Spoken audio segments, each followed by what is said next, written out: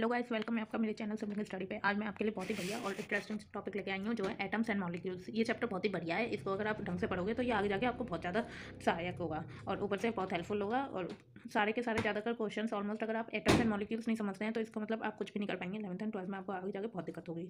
तो इस चैप्टर में हम पढ़ने के वाले हैं, तो वो देख लेते हैं। पहला तो हम पढ़ने वाले हैं the loss of chemical combination. इस पर मैंने ऑलरेडी एक वीडियो डाल दी है, आप मेरे चैनल पर जाके इस वीडियो को देख सकते हैं, नहीं तो मैं इसकी लिंक डिस्क्रिप्शन में दे दूँगी। दूसरा है डाल्टन एटॉमिक्स थ्योरी।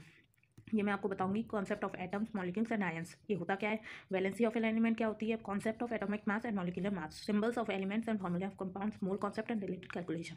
ये चैप्टर जितने आप पढ़ोगे उतना ही आपको ज़्यादा समझ आएगा। इसमें आपको याद करने की बहुत सारी चीज़ें और बहुत सारी चीज़ें हैं जिनको आपको प्रैक्टिस करनी होगी। तो let's start the chapter. First introduction.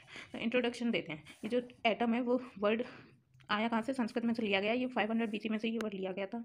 और जो ऑथर है विशेषिका proposes परमाणुवाद द एटॉमिक थ्योरी, परमाणुवाद the atomic theory and explain in detail the nature of Panchabhutas, the 5 constituent elements and universe of the universe. तो पंचभूतास मतलब कि 5 तत्व जिन पे पूरी दुनिया चलती है पूरे ब्रह्मांड में। तो उन्होंने ये भी एक्सप्लेन करने की कोशिश की थी कि जो नेचर है एटम्स का और मॉलिक्यूल्स का, वो इनमें से लिया गया है। तो जो अनदर इंडियन फिलोसोफर थे पखोदा कात्यायन, उन्होंने आगे जाके ये परमाणुवाद प्रपोज किए, जो कि आचार्य कनद। और फिर परमाणु normally exist in combined state which is responsible for the various form of matter. तो लेटर ऑन इंडियन और ग्रीक फिलोसफर्स भी आए, उन्होंने भी इस कॉन्सेप्ट को समझाने की कोशिश की। जैसे कि हमारे डेमोक्राइटस एंड ल्यूसिपस ने प्रपोज किया कि मैटर जो कंटिन्यूसली डिवाइड हो सकता है, और एक स्टेज तब आएगा जब पार्टिकल्स बहुत छोटे हो जाएंगे, उन्हें और डिवाइड नहीं किया जा सकेगा। तो डेमोक्राइटस ने उन छोटे छोटे जो डिवाइड नहीं हो सकते, जो इनडिविजिबल है, उन पार्टिकल्स का नाम रख दिया एटम। जो introduction of the concept of atoms was shortly based on the philosophical time. A meaningful effort in this direction was done by John Dalton. इन्होंने यहाँ तक इस थ्योरी को छोड़ दिया। फिर इस थ्योरी को आगे हमारे जॉन डाल्टन ने ये आगे और प्रपोज किया। उन्होंने ये मीनिंगफुल एफर्ट मतलब आगे जाके बहुत ही बढ़िया काम किया। 1804 में उन्होंने एक थ्योरी दी जिसमें कि डिस्क्राइब किया उन्होंने अल्टीमेट पार्टिकल्स जिससे मैटर बनता है। According to Dalton, atom was the unit of chemical reactions and was indivisible. तो उनके अकॉर्डिंग जो एटम थे वो केमिकल रिएक्शंस की यूनिट होते हैं और ये बहुत ही अनडिविजिबल होते हैं, इन्हें और ज़्यादा छोटे टुकड़ों में नहीं काटा जा सकता। लेकिन जब 18th सेंचुरी एंड होने को आए तो साइंटिस्ट ने डिफरेंस पता लगा दिया एलिमेंट्स और कंपाउंड के बीच में, और एक्सप्लोर करने की कोशिश की कि why elements combine and what happens when they combine. क्यों एलिमेंट्स कंबाइंड होते हैं और एलिमेंट कंबाइन होने से उन्हें क्या फ़ायदा होता है, क्या नुकसान होते हैं, ये उन्होंने आगे जाकर पता लगाया। तो लेटर ऑन जब और देर हुई और साइंटिस्टों ने इन पर रिसर्च की, तो ये पता चला कि जो एटम है वो इंडिविजिबल नहीं है, उसे और भी डिवाइड कर सकते हैं, जैसे कि इलेक्ट्रॉन, प्रोटॉन एक्सेट्रा। तो मॉलिक्यूल जो फर्स्ट यूज हुआ था, जो वर्ड मॉलिक्यूल आया वो किसने दिया, एमेडियो एवोगैड्रो ने, to describe the smallest particle of matter which was capable of existing independently.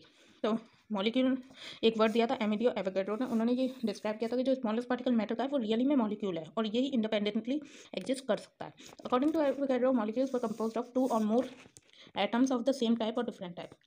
Avogadro के अकॉर्डिंग मॉलिक्यूल्स वो होते हैं जो एक से ज़्यादा एटम या एक एटम के मिलकर बने होते हैं, या फिर डिफरेंट एलिमेंट्स के भी हो सकते हैं या एक एलिमेंट्स के। Nowadays, the terms atoms and molecules were well defined and our knowledge about them is quite rich and advanced. अब ये एटम्स और मॉलिक्यूल बहुत ही ज़्यादा हमारे कॉमन यूज़ में आ चुके हैं और इनके अब हम बहुत कुछ जान भी चुके हैं। अब जो फर्स्ट कमिंग सब सेक्शन आएंगे, मतलब अब आगे पढ़ेंगे, उनमें हम हिस्टोरिकल डेवलपमेंट के बारे में पढ़ेंगे। तो ये लॉस ऑफ केमिकल कॉम्बिनेशन की मैंने पूरी वीडियो डिस्क्रिप्शन में दे दी है, आप इसे देख सकते हैं और आगे पढ़ेंगे। Dalton atomic theory. तो डाल्टन एटॉमिक थ्योरी अभी मैंने आपको बताया था, जैसे कि एक साइंटिस्ट है डाल्टन है जिन पर ये थ्योरी पूरी उन्होंने लिखी थी, उसके बारे में हम पढ़ेंगे कि उस थ्योरी में था क्या। तो जॉन डाल्टन नाम के साइंटिस्ट थे, उनके बारे में जान लेते हैं। जॉन डाल्टन थे, जो कि उनका पूरा नाम जॉन डाल्टन FRS थे, वो इंग्लिश केमिस्ट, फिजिसिस्ट और मेट्रोलॉजिस्ट थे। इनके पायनियर वर्क जो है मॉडर्न एटॉमिक थ्योरी है, और इन्होंने रिसर्च की है कलर ब्लाइंडनेस के ऊपर। तो 1808 में इन्होंने एटॉमिक थ्योरी दी थी, जो कि प्रूव हुई थी इनकी स्टडी में एक टर्निंग पॉइंट की तरह मैटर के। तो वो जो थ्योरी थी वो हम ये रही, अभी हम पढ़ेंगे। तो देखिए, the loss of chemical combination suggest that matter is composed of discrete particle which do not break up during a chemical change। तो लॉस ऑफ केमिकल कॉम्बिनेशन से हमें ये पता चला जो मेटल है वो कंपोज होता है वो छोटे छोटे पार्टिकल्स है, जो कि और ज़्यादा ब्रेक नहीं हो सकते हैं किसी भी केमिकल चेंज के द्वारा। तो जो जॉन डाल्टन थे, जो इंग्लिश केमिस्ट, उन्होंने इन लॉज के ऊपर और रिसर्च की और ये सजेस्ट किया जो डिस्क्रीट पार्टिकल्स मतलब ये सॉलिड जो पार्टिकल्स होते हैं जो कि मिलकर बनाते हैं वो एटम्स होते हैं, ये एटम्स होते हैं। और उसी बेसिस पे उन्होंने एक वर्क दिया जिसमें कि उन्होंने एक थ्योरी प्रपोज की जो थी डाल्टन एटॉमिक थ्योरी, जो 1808 में दी थी। ये क्वेश्चन बताता है कि किस ईयर में दी थी, और इसके पॉइंट्स आपको पूरे याद करने होंगे कि क्या पॉइंट्स उन्होंने दिए थे। तो पहला पॉइंट ये था कि जो मैटर है वो एक्सट्रीमली स्मॉल डिस्क्रीट पार्टिकल से बना होता है, जिसे हम और डिवाइड नहीं कर सकते, वो एटम होता है।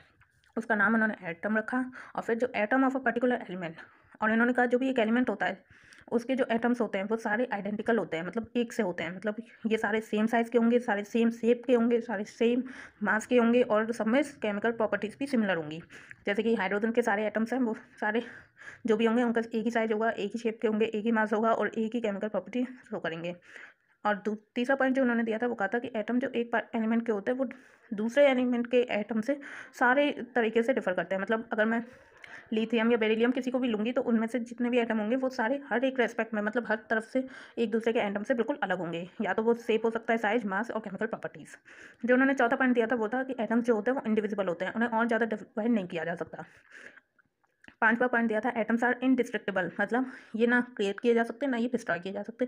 इन्होंने एनर्जी की mass momentum conservation of momentum में हमने पढ़ा होगा, एनर्जी जो होती है और मोमेंटम जो होता है वो ना क्रिएट किया जा सकता ना डिस्ट्रॉय। उन्होंने एटम्स को भी यही कहा कि हम एटम्स जो है उन्हें हम ना क्रिएट कर सकते हैं ना हम इन्हें डिस्ट्रॉय कर सकते हैं। तो जो 6 पॉइंट इन्होंने दिया था जो कि एटम जो होती है वो केमिकल रिएक्शन की यूनिट होती है, मतलब सबसे स्मॉलेस्ट पार्टिकल जो कि केमिकल रिएक्शन में पार्ट ले सकता है वो है एटम। 7th उन्होंने कहा था कि जो relative number kind of atoms जो होते हैं वो हमेशा सेम होते हैं गिवन कंपाउंड के अंदर।